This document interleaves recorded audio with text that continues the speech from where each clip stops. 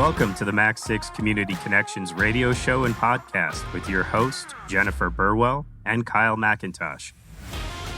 Max 6 builds better communities where people and businesses thrive. We are broadcasting live from the Max 6 Entrepreneurial Center in Tempe, Arizona, and will be shining a light on the incredible stories of businesses we work with and how they are serving our broader community. And here is this week's Community Connection.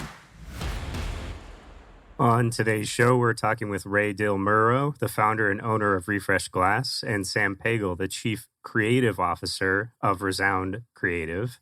And first, hello, Jen. How are you doing today? Hello from our East Valley office. I'm doing well. How are you? Great.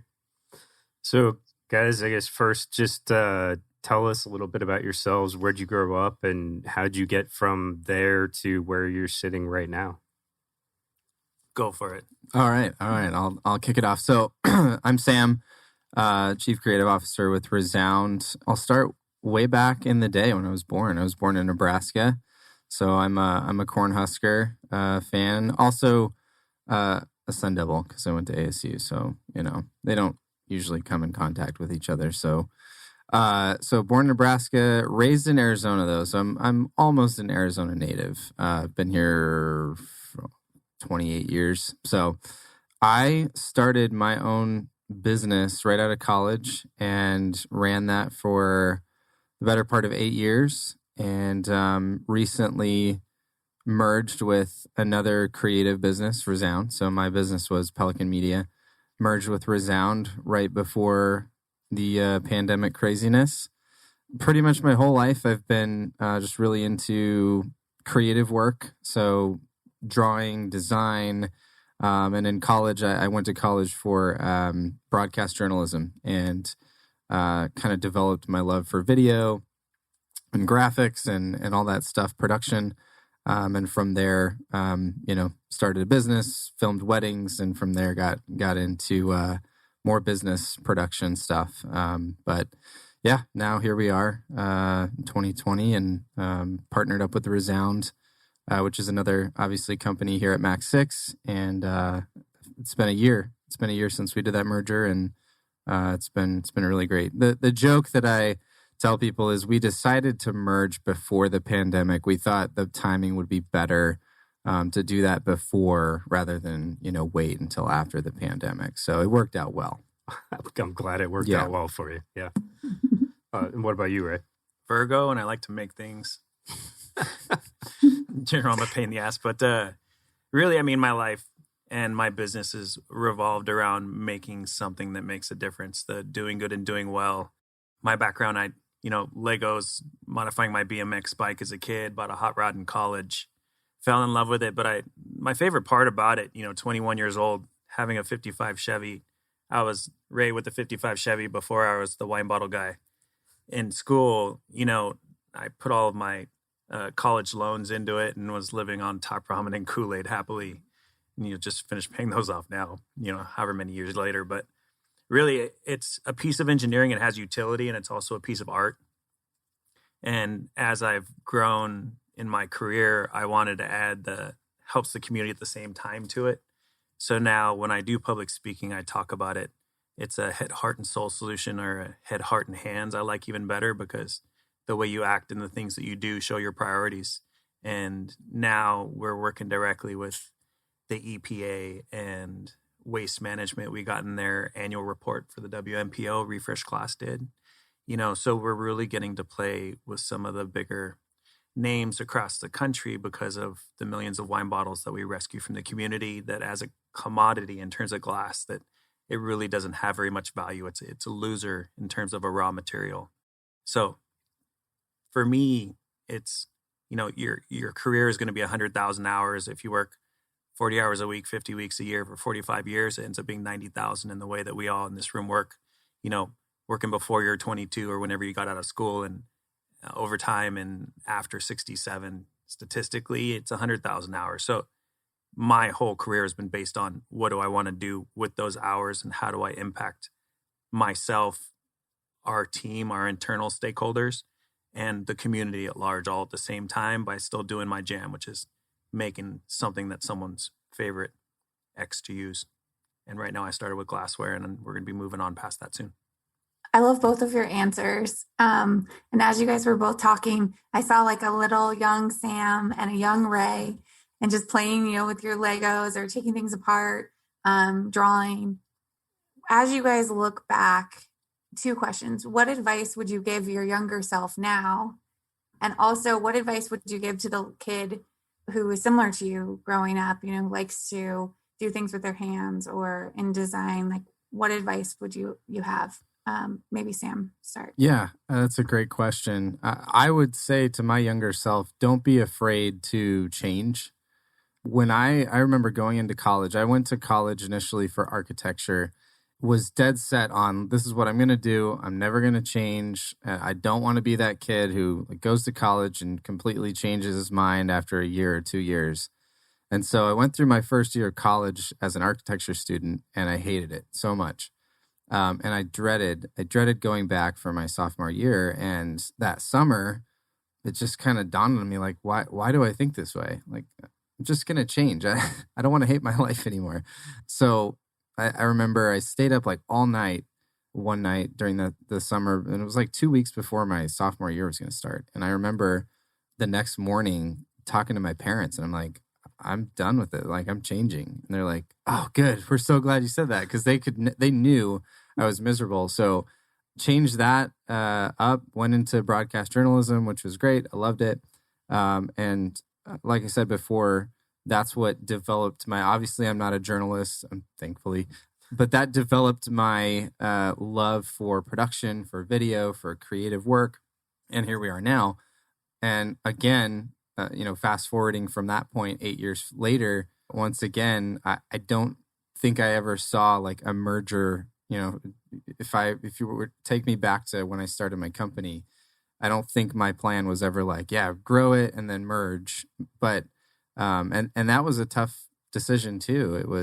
It took a lot of time and a lot of thinking, a lot of talking, and but so thankful that we were able to do that. So that's kind of been, not every single day, but some major themes in my life over the past 10 years have been like, that was a big change and it was great. And I'm so glad that I did it.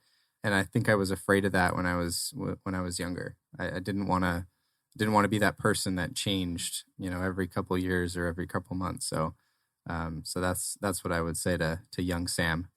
That's awesome. Thank you. Ray, how about you? My general thing would probably be around combining your passion, profession, and things you love to do with value exchange. There's so many times I'll go speak at schools or with individual people that I happen to be sitting across the table with about, I love doing this, but I don't know how to make money at it.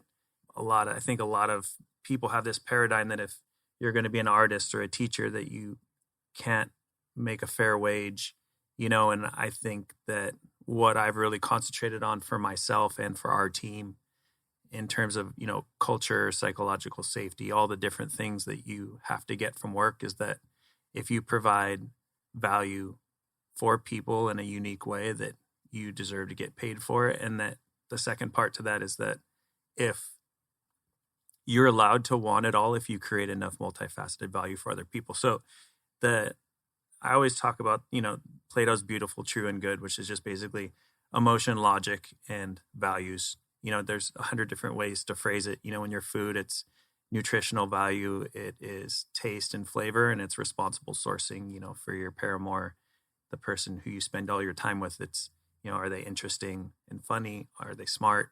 And do they have good morals? And so for a profession, for me, I'd probably tell my younger self, who was so excited about the engineering world coming, and working at Toyota and in aerospace for 5 years before I resigned, to travel, that it's okay to be selfish in the way that you want it for yourself. But in order to get those things for yourself, you have to provide value for others and give them the emotional, the style, the functional utility, and, helping them live their morals for them in a way that's useful for them. Not just making your art for your art's sake because that's what you like to do, expecting that the world's going to pay for it, because they won't. It's interesting I've been thinking about this from a little bit of a different perspective, but coming from all right, raising kids and what are they into? And so you're talking about being into Legos, and it turned into cars, and it turned into engineering, it turned into being into drawing, and it turned into design, and it turned into video. And I was listening to a podcast the other day, Tommy Lee. It's like, when did you realize you were a drummer? It's like, I don't know. Just when I was 5, I had spoons and pots and pans and I was drumming. And someone took the time to recognize that in the child, Tommy Lee, and nurture that. And so I think what you guys are saying is like, give yourself the permission to do that. But I think all of us, I mean, taking the time to recognize that in others, and maybe you're not going to be a drawing artist for pay, but like, what is that thing that's going to come out in someone anyways? And how do you focus that in a way, to your point, Ray, where they can take that and make a life out of it with purpose, I wake up every morning and I'm putting all my energy into something that's moving me forward, making success in the world for other people. It's just an interesting concept. It's cool. It's cool to be sitting with two people that in different ways have this sort of design mindset and have turned it into vehicles for your whole lives. Yeah. I think it's a great point. And, I think sometimes even now I can get so deep into my work or something that I'm working on and not kind of step back to ask myself if this is actually what I want to be doing. Or if somebody could do it better than I can, and I can focus on something that I'm better at on. And so, I mean, that's, again, like going back to my freshman year in college, I'm like, I hated it so much. And it didn't even register in my mind that I'm like able to make my own decision to do something else. And same thing in my business and growing my business. There were times where clients would come to me and be like, hey, can you do this? And I'm like, thinking in my head, well, I could, but do I really want to? They're going to pay me to do that, but that sounds miserable. So no. So I think we've talked about this before too, but I mean, my experience in college was my first year was in architecture, and I absolutely hated it and spent this like lots of turmoil about, but this is what I wanted to do. And then before I finally switched to marketing and figuring out what I wanted to do there. But yeah, it is an interesting thing to go through. There's another concept that I'm doing something with the Tempe Chamber about young professionals and saying, oh, my 30s are the new 20s, and how young professionals sometimes now are not setting themselves up in their 20s for their 30s. And so how do you both look at yourself in the time that you're in and give yourself the opportunity to explore and see what's going on, but have the foresight to look into the future and see where you're going to be? I mean, it's my thought in this is that you just have to be a human being and experience it and go through it. I mean, yeah. Yep. Yeah, it's the same thing in business as in like personal life. I'm married to a lovely wife, and we have 3 tiny kids, 4, 2, and 1. And I constantly have to remind myself there too of like, just don't try to get to the next thing or the next stage. Like, stop, enjoy, experience the place that you're in right now. And same thing with now our business with Resound is like, it's good to look towards the next steps, but don't forget about where you're at right now. Good advice. So both of you have had significant changes in your company in the last year, and we've all been experiencing the pandemic together. What fun times we've had and learned a lot. But both of your companies in particular have, during or right before the pandemic, gone through a merger or acquisition that's really changed the nature and the foundation of what you guys are able to offer. Can each of you speak a little bit to that and what it means to have combined 2 groups together, and what was the experience like just in general with the pandemic going on, or how would it have been different if we'd been going through just another year? Yeah. So for us, making drinking glasses, vases, candles, and other functional things out of wine bottles, that would have been otherwise discarded or buried for 1,000 years or more. Our acquisition came about because we have very, very few competitors who can make the quality and volume that we can on this scale, because it's basically 3 different businesses. We have a bottle collection logistics company that, picks up all the bottles that would have been thrown away. And there's a lot of relationships and a lot of coordination that goes on there in terms of almost like trucking. We have the manufacturing operation where I largely had built all of the equipment that we use to cut the bottles in half and melt the rims and stress relieve them in large ovens. It's not something that they have tools built for that you can just buy over the counter. And if you did, it would be, $500,000, which is a tough nut to swallow, and the last part is sales and distribution for a product that had never existed before. So I always joke around that I picked a terrible business model. Doing this over again, I would definitely, and in my future ventures, I'm going to pick other products that I can make with our own different style and way with recycled materials that have existing markets where people are doing searches for them and there's a demand for it, as opposed to educationally selling everyone on something that they didn't know was there. It's very difficult to do, but now that we have largely done it, we have very little competition, and it's a very hard thing to replicate. We get messages every week from people across the world who want to know how we did it. And my answer to them is always that we have a responsibility to our investors and our employees, to keep these trade secrets until we get to the point that we know we can scale it. And then we'll either franchise or release the information to the world. We have a lot of different options. But on the acquisition side, there's only maybe 2 other companies that I thought were even close to us, even though we're number 1 on Amazon and we have the most cross-linking online with articles and awards and whatnot. Having worked with, Wolfgang Puck and Francis Ford Coppola, and we've been in Inc. and MSNBC and Forbes, so we've been very fortunate to have a lot of great press. That I contacted one of the 2 who I knew had the most sophisticated tooling that I would have loved to have had, knowing that they had just sold in October and that they were a little bit upside down in terms of sales and overall demand. I just shot a 2-sentence email out just asking how they were doing and if they wanted to have a conversation. And I got an email back 10 minutes later, and we were able to close on that sale in the beginning of July. And we got 2 53-foot truckloads of equipment and assets that I've told everyone it's kind of like moving in with your girlfriend where you have 2 houses worth of ish and you need to figure out how to fit it in one spot. It's pretty much what it felt like, and do utilities. And I don't know if you guys know what 480 volt power is like, but it's not something that you play around with, and running air and water. And so it's been a scramble leading up to Q4, but we acquired their book of business and their equipment, and it has pretty much literally been a game changer for us in terms of the capacity that we can hit, the price points that we can hit, the volumes that we can manufacture. And we were able to get a little bit of cash flow out of it as well.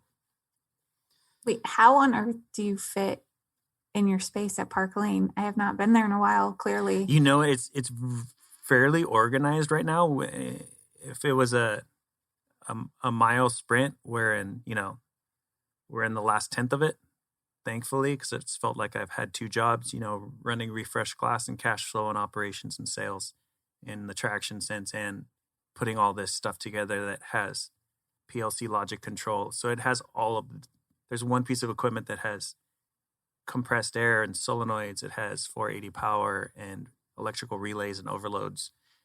And it also has water on it. It's insane. It has 13 motors on one piece of equipment. Wow. I had to partially rewire it. And I've had these consultants come in, the $150 an hour guys, where you try to make it very concise what you want them to do. I was able to do a lot of it, but I needed to call in some help on some of it. So it's been this massive reorganization of literally our entire space. And now we're in Q4 in the mix of all the orders. So I'm not necessarily running scared, but you can't have exciting without scary. And I'm there.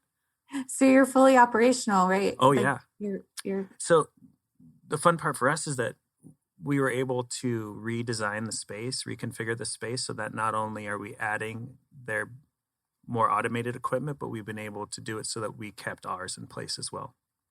and they each have their different functions. So we're going to have tons of capacity. I'm talking like, I think when we end, we'll be able to do 15,000 glasses a day. That's a lot. I think that's the big, when people hear that, that's like, oh, this isn't like I can do this in my garage with a piece of string. Nor should you. Yeah, It's 1,500 degrees of heat, and our guys are very well trained, and we have exercises, if this happens, if this, then that, in terms of hose breaks and there's fire coming out of it. You know what I mean? You turn off the 90-degree here first, very clear language in a very Malcolm Gladwell airplane pilot, non-mitigated speech. You say this type of thing because it's not a joke. You know what I mean? Like, I don't recommend that anyone else does this. I really don't. But I'm glad you do. Terrible business model, like I said, but I'm stubborn. All right, Sam, That's awesome. I think I only understood power and water in what you just said, but I get those two things. So my story is a lot different than that. That sounds a lot more complicated than what we went through. But we had so my partner Mike Jones and I, we had the unique ability to basically office together for like 7 years. Mike's awesome, by the way. Yeah, he's pretty awesome. We never did that. We never got into an office space together for the purpose of merging. It was just like, hey, you're working at home. I'm working at home. Mike called me up one day. He's like, you want to get an office space together? I'm like, sure. That sounds great. So we did that back in 2013. And just over the years, I think Max 6 was our second space that we kind of ventured out into together.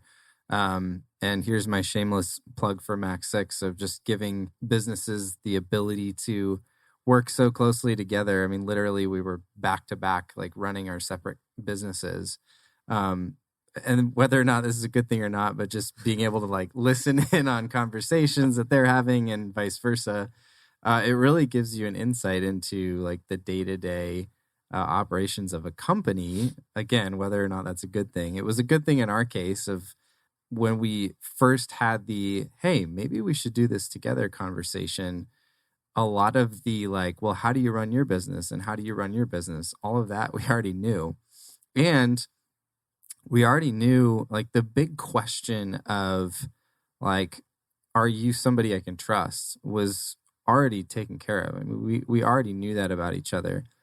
And probably the most important thing, when I first started thinking about merging with another company, I had to go and do research and just basically Google, like, what do I need to look at in a merger? There's a couple of things that pretty much everyone who's gone through a merger said. Number one is you have to have the same goals. And then number two, you have to have the same values. Working through, I think it was probably the goals, because the values we already knew were aligned, which was huge. It's similar to what you said, Ray, about like, you kind of, for Mike and I, we were friends living together, right? And then we were like, well, hey, we kind of like each other and maybe we should like get engaged. And we got engaged. And then, the merger was the marriage, but it was a big decision. You merge your financials, you merge everything, in your business.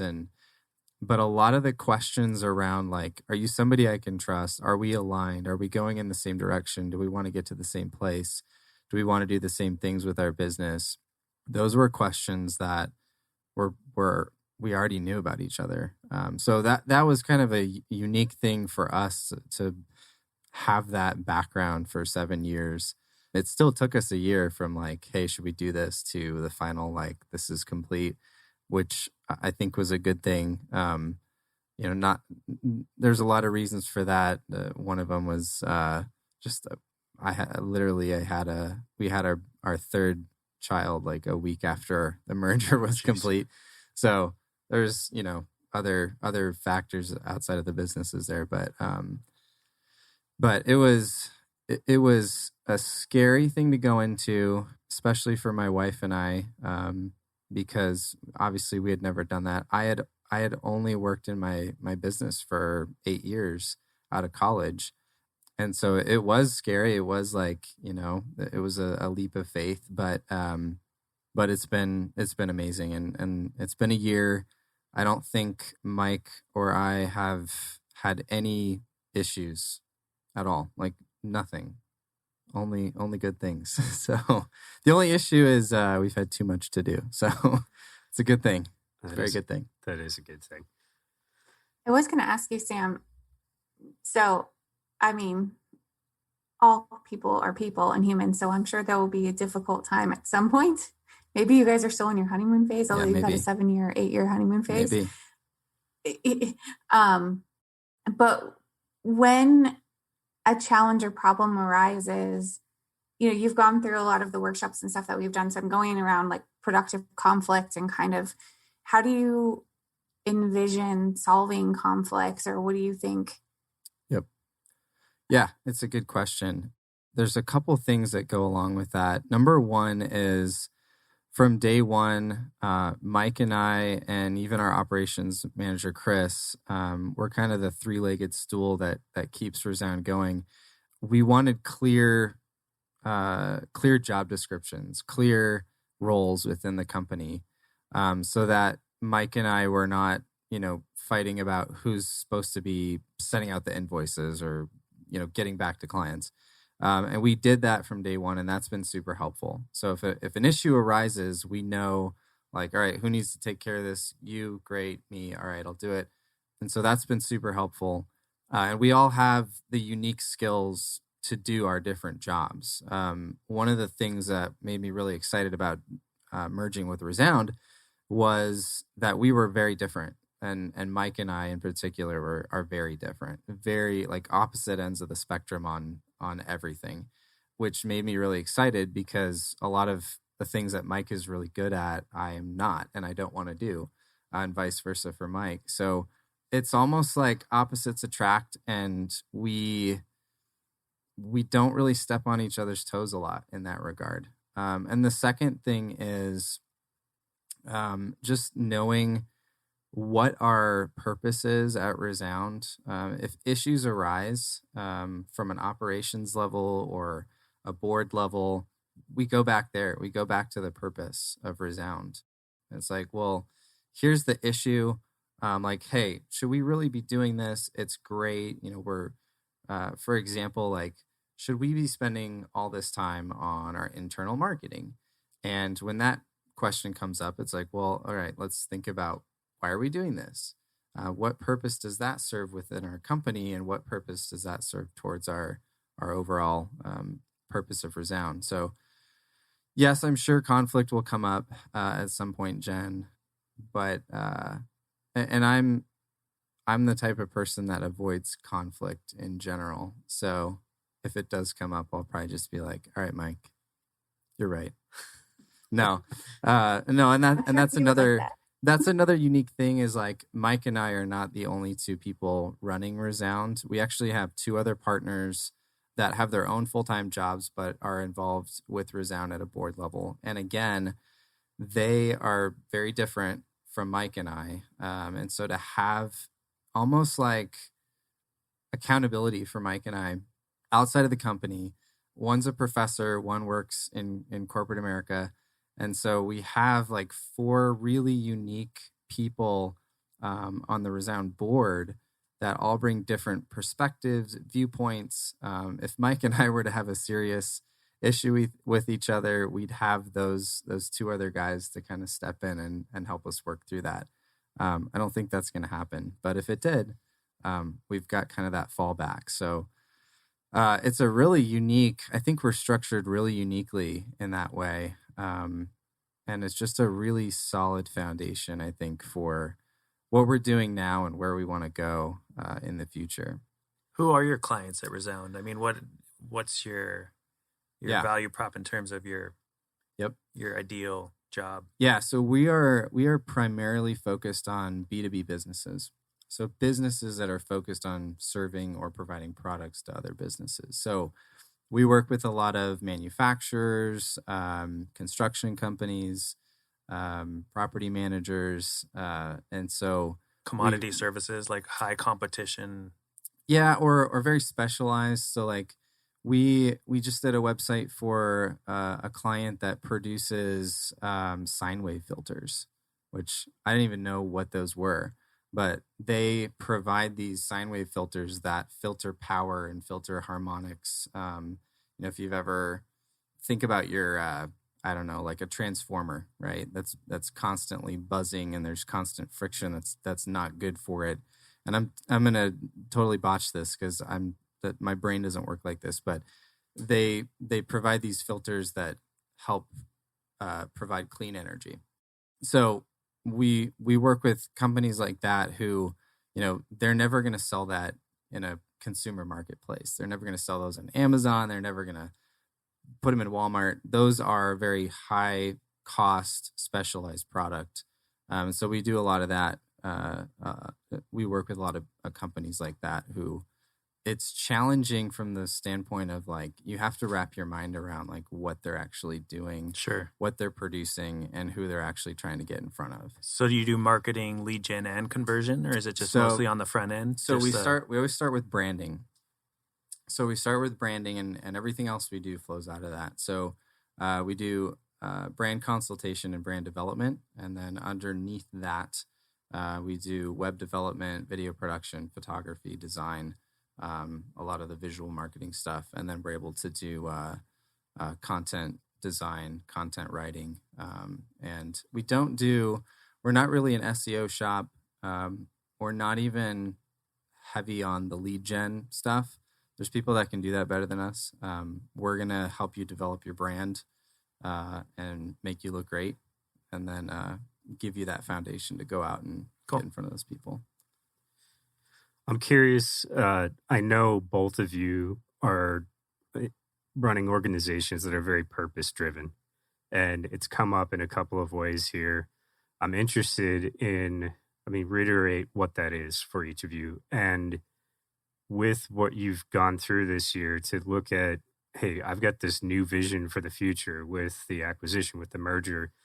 To what end? What does that mean for your purpose and being able to serve your communities? Right? It's a deep question. No, it's a great question. I appreciate it.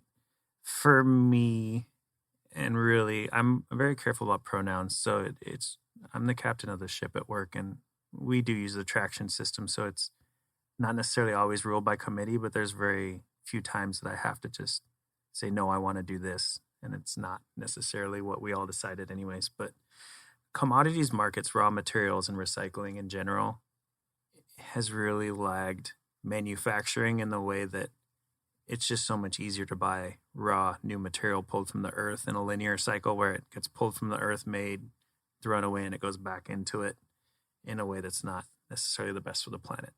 So what it is that we're doing right now and the scale that we're going for accomplishes a few different things. One, it proves that it's possible to have a fiscally responsibly sustainable. So sustainability in terms of spending dollars, spending time, you know what I mean? Profitable company that can take materials that would have been thrown away and turn them into something useful that creates value in a competitive market of glassware. Second is now I'm turning my attention, now that we have friends with Jane Goodall and the EPA and Waste Management and Glass Packaging Institute, and Strategic Materials is the number one glass recycler in North America. They recycle 3 million tons. So, break out your calculator times 3 million times 2,000. That's how many pounds they do. Wow. It's a big number. Right. And I'm working with their head of communications now. So now we've been able to provide gifts for people who don't need stuff that's a story to tell when they needed to buy gifts anyway. So what we're doing is, when I first started Refresh Glass, the mistake that I made, because I went from being an engineer and overemphasizing logic and then traveling around the world, and was it hedonistic? Maybe a little bit. I had beers in 21 different countries. I had a great time. Bungee jumped in Switzerland and, whitewater rafted. I was kind of like your kid skateboarding, just a little older, having a great time. So I went from logical Ray to emotional, wanting to feel something version of myself, to wanting to run Refresh Glass like a charity. And I thought people would buy glasses because we're helping the world be a better place, and it's just the right thing to do. Come to find that restaurant, food and beverage managers and chefs run on a budget, and if they have other glasses that are half the price, we're not going to get the order, And so it wasn't until I really tried to mold all three of them together to show that you can have your cake and eat it too, but it's really hard, and you can provide unique value in the marketplace. And so now I'm cheating because I read your sheet and I'm going to answer one of your questions because it just ties in so beautifully. You put it out right in front of me. It's your fault. It was purposeful. Yeah. What we do at Refresh Glass is we help people find gifts that show that they're walking the talk and their sustainable values when they had to buy gifts anyways. We just started a campaign a week ago, and Keep Phoenix Beautiful is going to do it, and Keep America Beautiful has 300 affiliates that might do it, to where we give them a 15% discount code. We created a page. It's not even a landing page. It's like a legitimate page on our site, where if they go to that page and they use the discount code, that the client who needed holiday gifts anyways is getting a discount, and a portion of the proceeds goes back to the charity. And we all win. I get additional sales. The charity gets funds, and these people get a discount for something that helps them show that they're walking the environmental talk. So what we're doing is we're creating a solution that already had a need in a very unique way that's helping raw materials grow. And now what I'm looking to do is, in addition to expanding our line where we're going to make handles for coffee cups and beer mugs, and I've figured out a way to make a French press. And this is a secret because it's not launching until next year, but it's so hard to replicate that I don't even care if anyone else hears it. And we have the relationships to run it through, is that I'm looking into figuring out ways to collect aluminum and to recycle plastic. And I just happen to work with, Waste Management Phoenix Open. And so now they have a materials division, or sustainability services, what it's called. So many people thought it was so cool what they did with the Waste Management Phoenix Open being 100%, zero to landfill, 100% diverted, that now they can retain a branch of waste management to do that for their events. And so I work directly with them, and we have a deal to where if I am looking to start collecting aluminum or plastic or something else to create more products out of that, we'll have access to those raw materials now. So cool. Yeah. So that's the purpose, just to be a brick in the bridge, crossing this chasm from a business standpoint, to show that it's possible once, but once you replicate it again, then I think that we can create programs with the EPA and Keep America Beautiful and Waste Management to have innovation competitions like what Zero Mass does, to give people tools so that it's not just me, that it's exponentially compounding.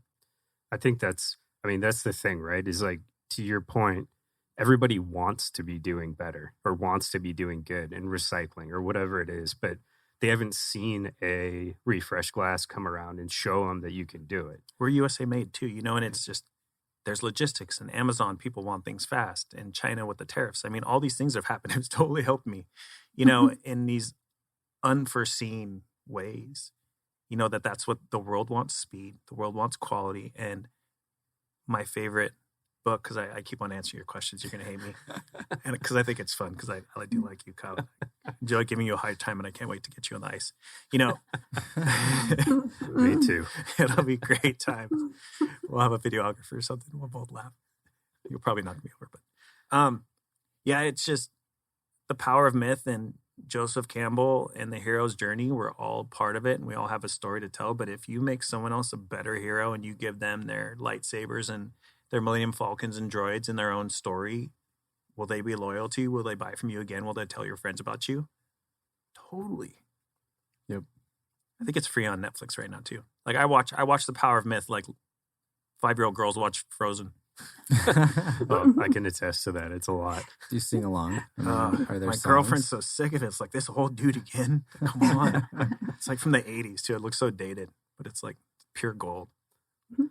That's a great segue, what you just shared about, giving someone their lightsaber and teaching them how to use it. So on a personal level, Kyle, back to your question, the merger with Resound was an opportunity for me to do what I love to do on just a deeper level. So before I was the creative guy or the creative company that made stuff look good, and it was fun. I loved it.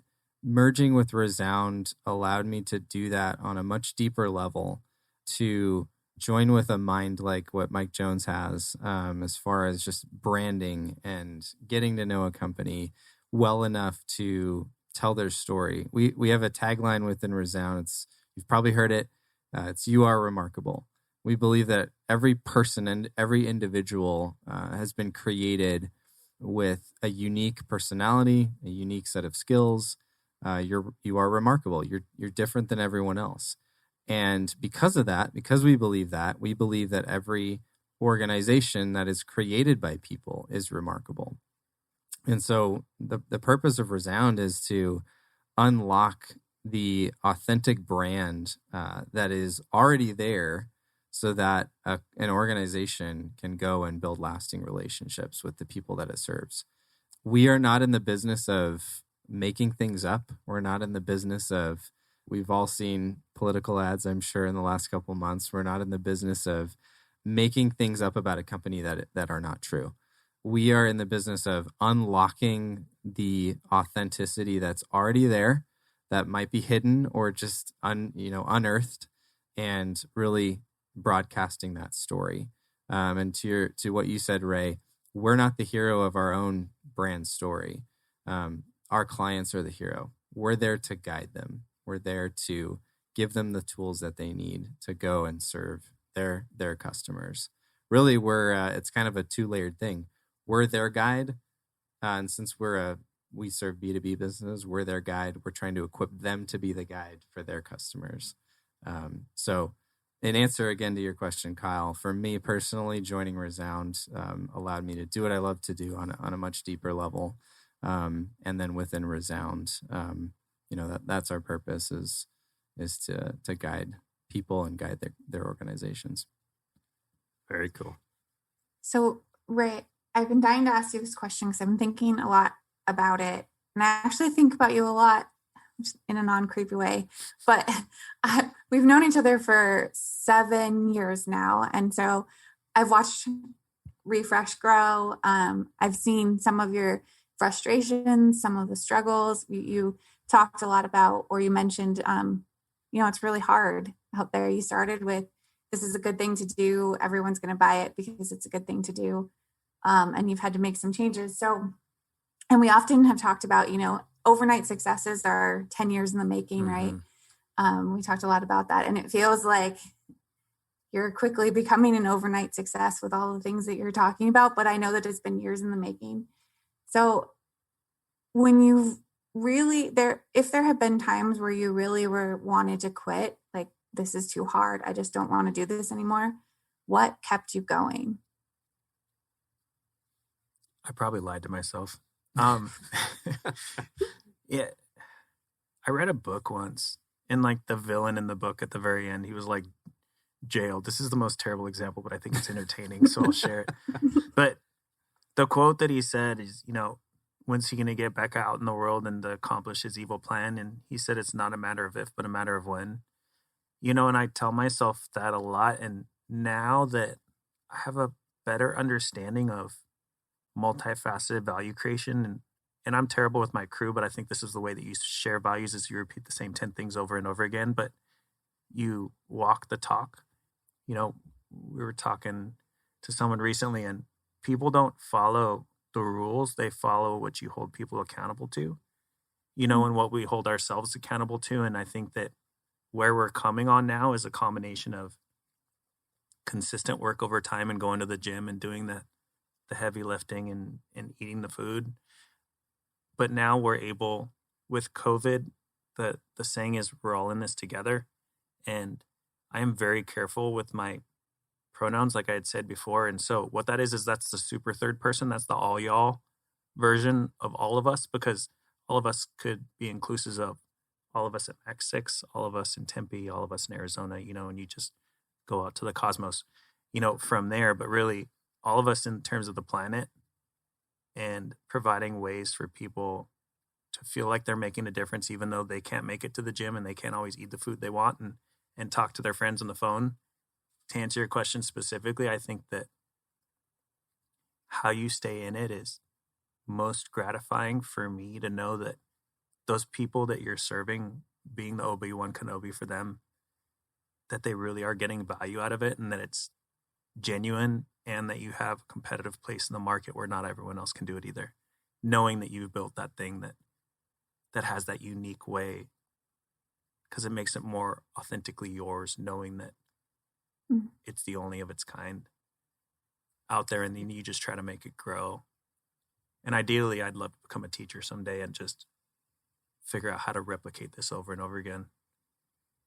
That's awesome. Yeah, I've given up. I did the math. I mean, from what I was making, I was director of manufacturing technology for $1 billion aerospace company in 2006, and that's what I walked away from in Huntington Beach. So I've lost over $1 million in personal income and opportunity cost doing this. So it's been a very calculated process for me staying in it when I knew I didn't have to. Yeah. Did that answer your question?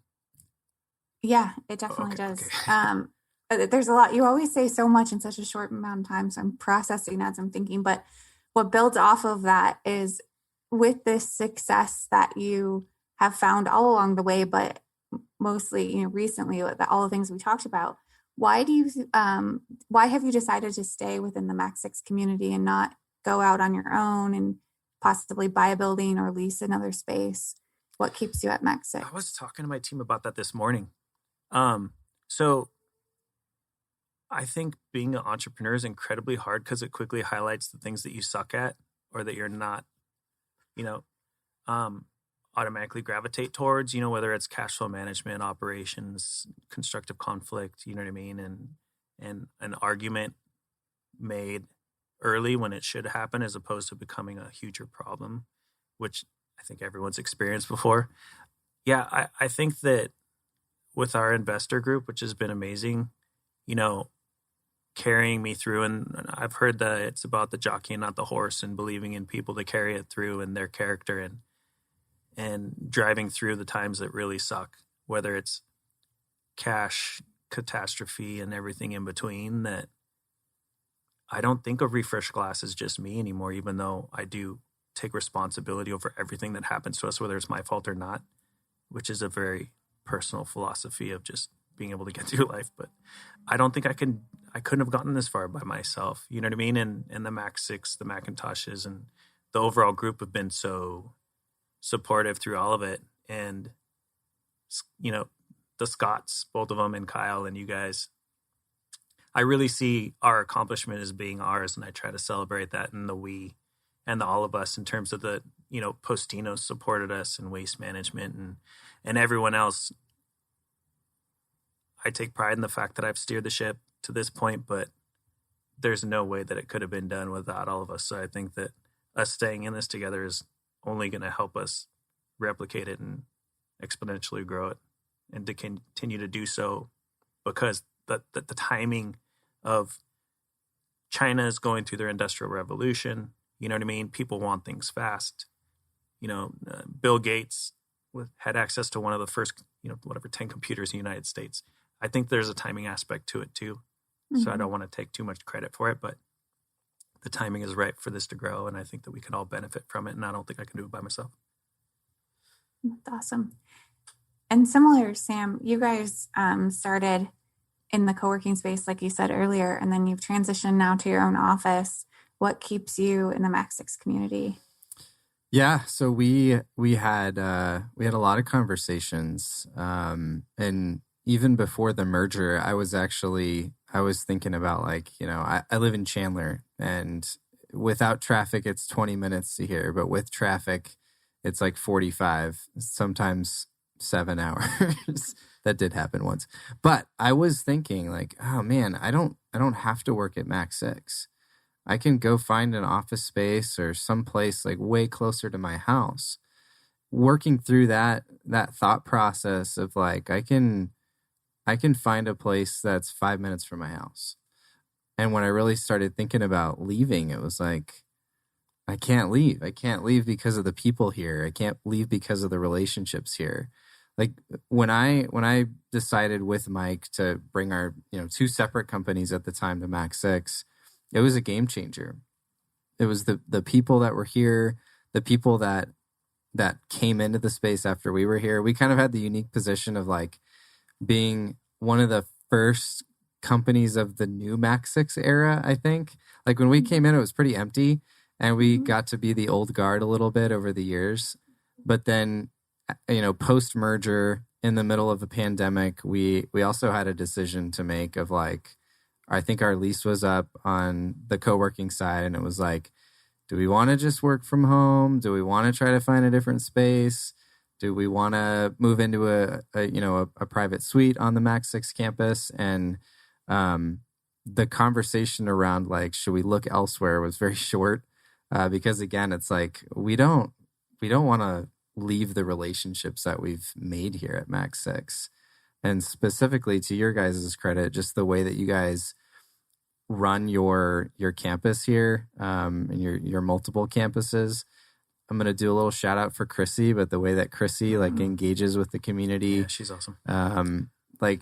We'd be hard pressed to find that elsewhere. We really would. And just the flexibility that you guys have provided over the years is just like, it's invaluable. It really is. So yeah, we made the decision to stay here, to move downstairs into a private suite, and that's been so awesome. We did that. We increased our costs in the middle of the pandemic, which was like a little scary, but it's definitely worked out. And the only downside is, we don't get to see you guys as much being down there. I'm going to come kick your door open or something every once in a while. Come hang out. This is Sparta. It's so beautiful in there.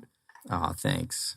So I'm just feeling this thing as you guys have been talking over the last hour, and especially the last number of minutes here, that, I mean, you're talking about the 10 years that gets you to the point where you seemingly become this overnight success, and that you have this purpose of, we talked about it early on as a kid, like I just have this thing in me that I want to provide, whatever it is, drawing, design, whatever it is.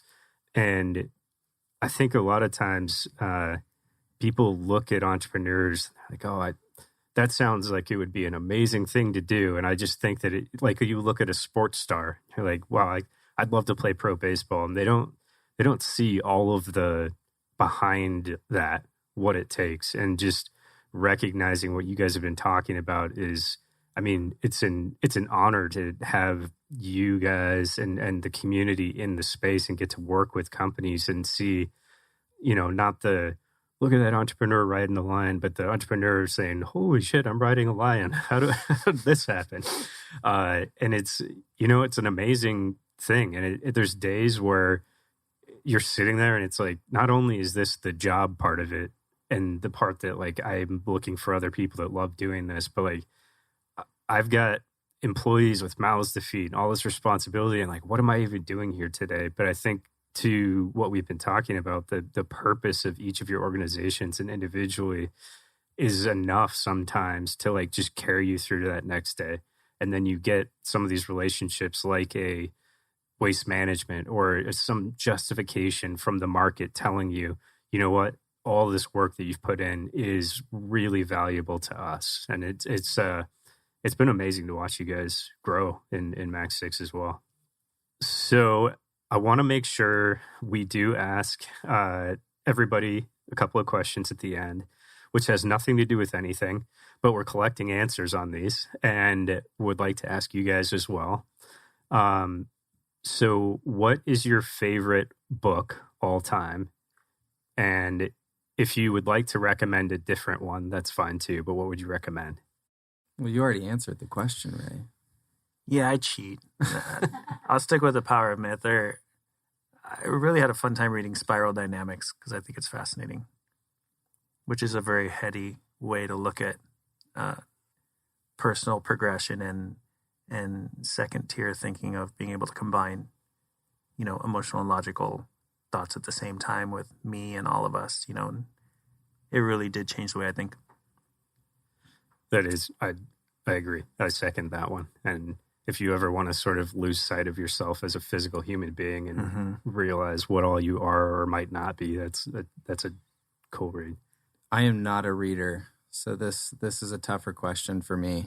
Charlotte's Web was really influential early on for me. Radiant Pig. Man, I don't know. It's hard to pick out one in particular.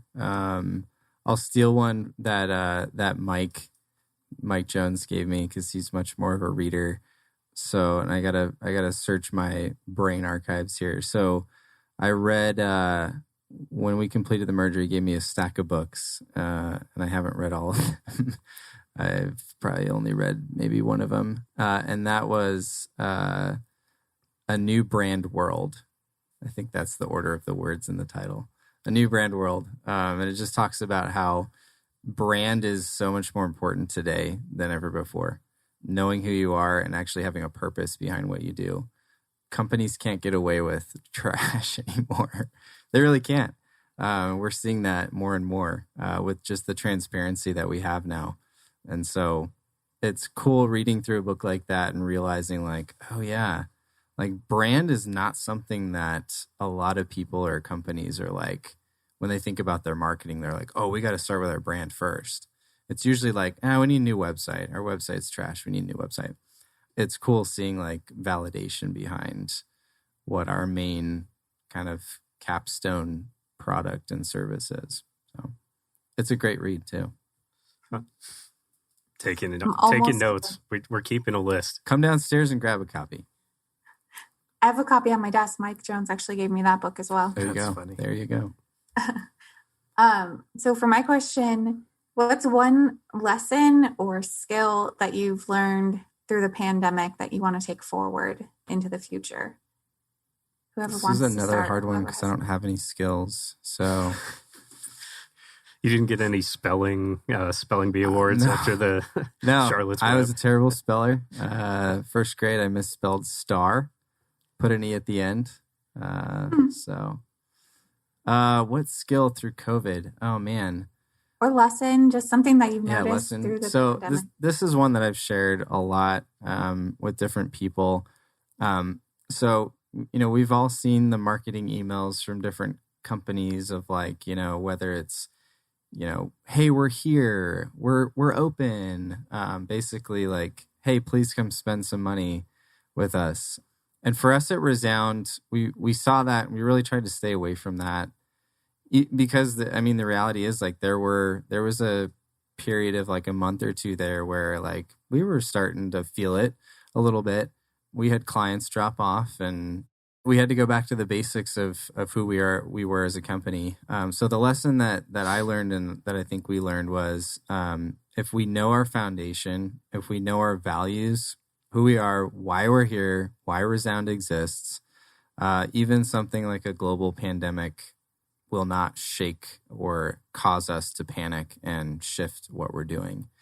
It might shift the way we communicate or, the types of services that we're offering, but it's not going to shake the core of what we're here to do. So I think we learned collectively at Resound, like, don't panic when stuff happens like this. It's not going to be the last time, surely. Just remember who you are as a company and what you're here to do. And it was true with us. It was like, yeah, there was a month or two where things were a little scary on the books, but we were patient and it's actually we've done very well throughout the craziness. For me, I think that the pandemic and coronavirus and everything really helped me realize that even in these times that it was awesome to clean out the fridge, to do those hard things that we probably should have done before that we were forced to do because of what I'm very grateful for. Our cash flow planning is far more sophisticated than it's ever been now because of necessity in the make your bed, clean the dishes out soon of life, of managing those things that are difficult. And sometimes you don't want to look at the bank account in some days, if things are going the wrong direction. The other part too is so cliche, but we're helping charities fundraise now when we could have done it the whole time. But now that they're not having events, the need is that much more dire for them to find alternative ways to generate raising funds for good, for great causes. They're so appreciative because of it that it's only strengthened relationships because we were able to pivot and offer them something that didn't exist before, that really speaks to their pain points. So I think that there is the opportunity and silver linings in all of this for the people who are able to adjust quickly. There certainly are. Not to take away from all the other, everything that people are going through, but yeah, there certainly are. So last, Sam, Ray, can you guys just tell anyone listening how to find you online? Sure thing. You can find Resound online at resoundcreative.com. Refreshglass.com. Perfect. Thank you, Sam Pagel and Ray Delmuro, for being on the show today. It was a great conversation. And until next time, thank you for being an awesome part of the community. Thank you.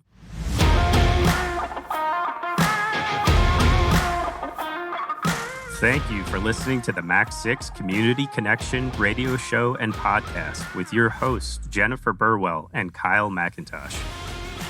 We are off to continue building better communities where people and businesses thrive and telling the stories of capitalism as a force for good through the businesses that we serve. To be a part of the conversation, join us for a tour of the Max 6 Entrepreneurial Center in Tempe, Arizona, or find us at max6.com.